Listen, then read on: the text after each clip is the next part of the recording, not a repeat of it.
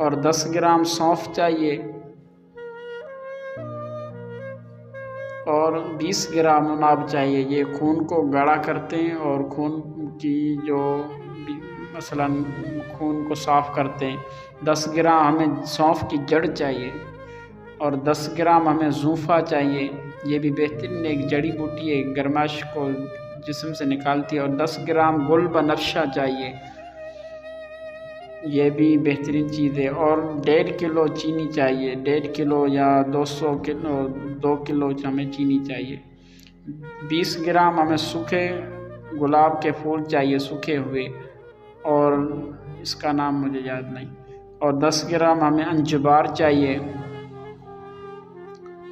और 5-5 ग्राम मिर्च स्याह, ज़ीरा और इसमें जो सूखे हुए दाने होते हैं वो चाहिए। शरबत की तैयारी, सबसे पहले जितनी